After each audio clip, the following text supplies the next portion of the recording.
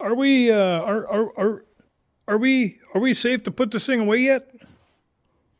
Mother Nature? Can I are we good? No more snow? Are we okay? Good to go? Yes? Maybe?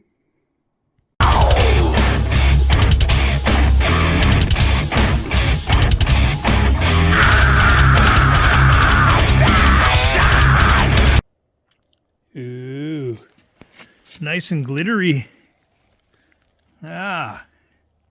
That's always what you want to see. It's a glittery engine. Glitter's good, right?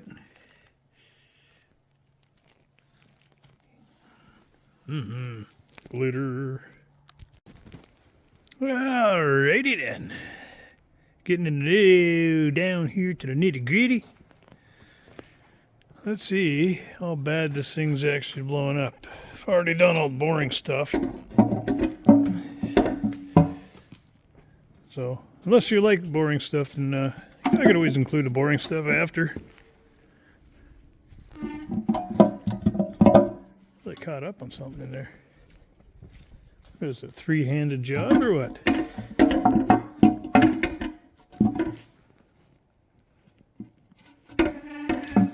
Oh, let's go forward first.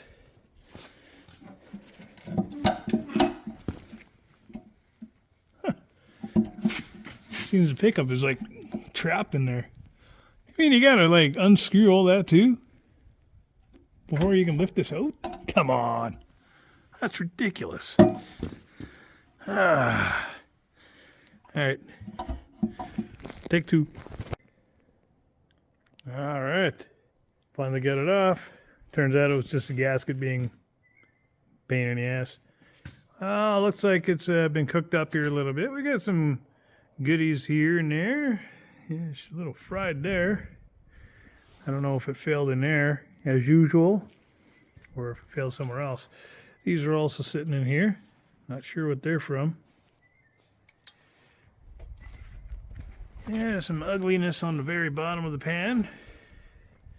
And some grindage.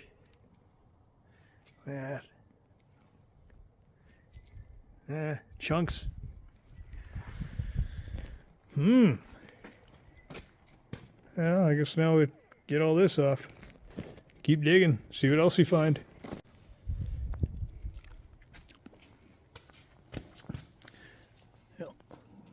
Good. Good. Good. Good.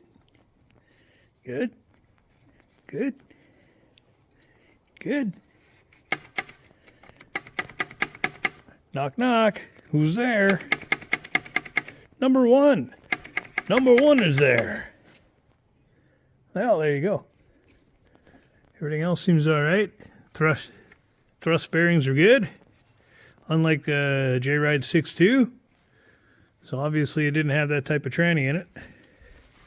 Timing chain's even good. It looks like a possible failure is, you already guessed it. That's right.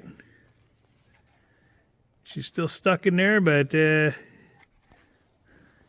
like I don't know if that's fully the situation, but normally these things go, but this here didn't feel too tight around that pickup when I took it off, so I'm gonna guess that's what started it right there, as well as a possible lack of maintenance. Is it kind of crusty in here? And yeah, another failure is right here on my truck. Well, the junk relay there. Before I changed the engine in it, I had the engine off, took it all apart, I changed this, I changed a couple other things, and I also noticed that this here had a bit of a weak point. So I don't know if I would have kept on going, whether that would definitely I would have lost oil pressure there.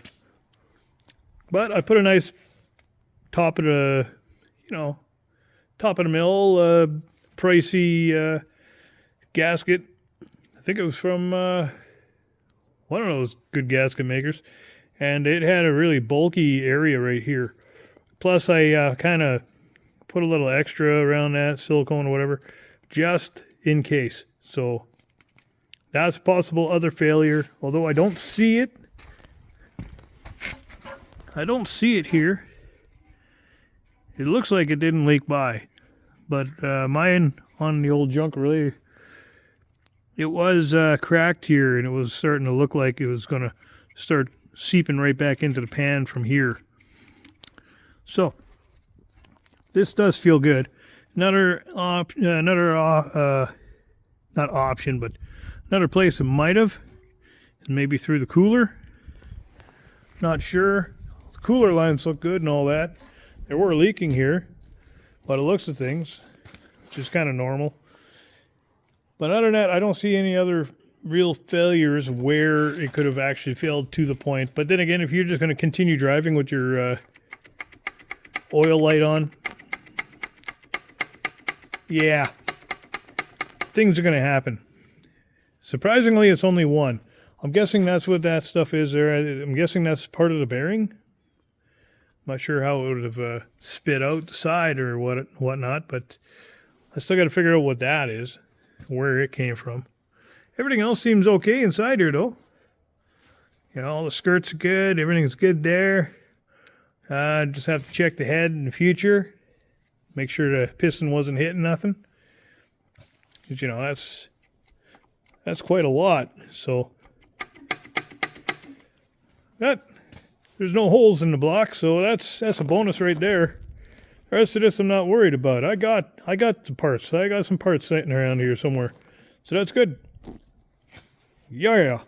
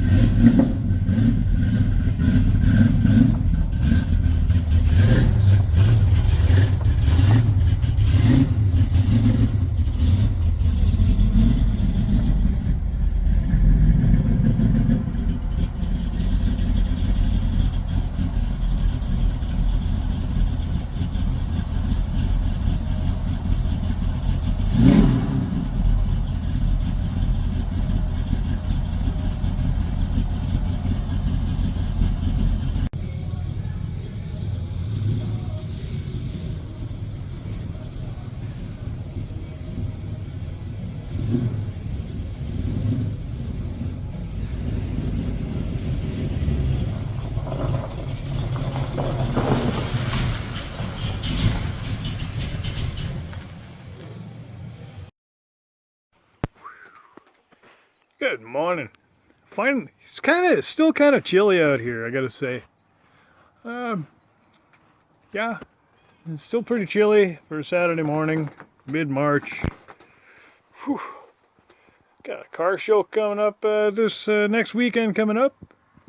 That'll be fun. I might try to do a little bit of a live there or something. Might try doing something there. I don't know. Make a video, maybe get some interviews. I don't know. We'll see. Anyways, I just came on just because I was just thinking about it with the YouTube algorithms and whatnot, and just thinking about you know, I could have sworn I was following some channels. You know, I could have sworn, like Shopcat Industries. I could have sworn I was following him, like, or subscribed to his channel. I swear I hit that button. And there's a few others here and there. It's like, wait a minute, I subscribe to these guys. So either they're unsubscribing some of the content that I do follow, or something else is going on. I don't know. I don't know. So then I started thinking about it. You know, just viewership and everything else with YouTube and stuff. How it's just really, you still in odd territory as far as I'm concerned.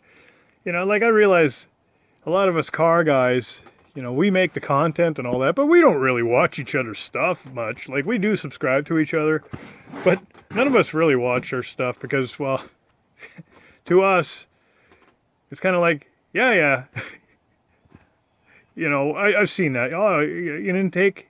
Oh, you're changing out an intake. Okay, So that's why a lot of us try to entertain each other in other ways. Like you got VScript that does what he does, and yeah, DD Speed Shop does what they do. And I try to put my own spin on certain things when I'm doing car videos and stuff and jokes here and there, just to keep it entertaining for us mechanics that do this for a living, right? And it is kind of funny because, with the car stuff, we do a lot of the car stuff. And as some of you know, I do a lot of the heavy equipment side of things because that's what I do for a living. So I try to throw some of that up there. And I don't know why, but it just hit me this morning. I was thinking about it. There is a bigger market. There's quite the market on YouTube for heavy equipment by the looks of things, because you look at the stats and the data and everything else through the car content I do put out compared to the heavy equipment stuff I put out. There's a reason why you look at my heavy equipment videos. They're sitting at 5,000, 7,000, up to 25,000 views per, episode, right? Per show. Compared to the car stuff, which sometimes gets me about 500 views. Which is interesting, But, and it's one of these things I brought up before about me being commercialized. I've never monetized through YouTube and stuff, but that doesn't matter. They're still throwing commercials your way. Now, commercially, they are putting commercials on my stuff now, even though they're sitting at 20 views. Rather than when they could have put it on the other stuff, which got 10,000 views, 15,000 views. Smart marketing, I guess, right? So we're gonna put commercials, try to make some money off of him with the lesser viewed stuff than the heavy equipment viewed stuff, right? Because that makes more sense, right? And never mind the fact that there's a heavy equipment market out there. You could easily put, instead of these dumb commercials, selling whatever they're selling, they could put Ford commercials up. They could put Komatsu and Case and Cat, John Deere construction videos on that content and actually make pretty good dime. But no, we're going to start putting commercials that make no sense to be even on my stuff, right? My content, because it makes no sense on the lesser viewed stuff. So, but so it's just one of those things. And I often ask the question too, and I've mentioned it many times, like, YouTube, what are you doing? Like, see, and that's, and it's like the boat's already sailed. Like, I don't really care, I'm just glad a lot of you enjoy what I put out there.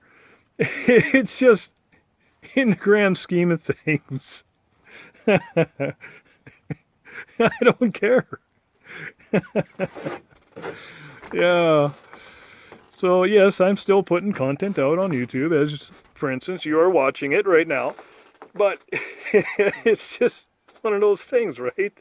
You gotta really wonder and kind of rub your chin and think about, whoops, guess we missed that one. But anyways, enough of that. Because it's funny, but it's not really, right? I've said that for years. That something's definitely not right there in the YouTube land. But whatever. It's just For some reason, I was just thinking about it today. I don't know. Just, why would you do that? But anyways, that's all I got on that front. Other fronts, yeah, spring is coming. I'm still collecting. Believe it or not, I'm still looking for a 302. Nobody seems to have a 3. Oh, I found one. It was out in a, about an 9 hour drive from here to Saskatchewan for it. But there's no 302s. Nobody's selling any 302s in this province for some reason. Nowhere near me. So I guess I'm going to have to go, go picking on my own. Look in some backyards or whatnot. See what I can find. See, I had some well, they were all seized up, but still the point being they were there. I had lines on 302s. I probably maybe should have scooped them up. And they went to the wrecker and got crushed anyways. But yeah. So I think I know where to find some other 302s down the road for me. In some old cars that are sitting there. So I'm going to go and do some shopping, I guess, backwoods shopping kind of deal. And see what I can find. Because, I'm not against buying seized engines because parts or whatever. I can unseize them, right? But other than that, yeah. I wouldn't mind having a good running one, or a fairly good one, or one that's not seized. I'm okay with that too. But if I can't find one, I'll go get a few cores and see what I can come up with from there. Yeah, other than that, if I come up with anything else off the top of my head, I'll record it. Have a good day.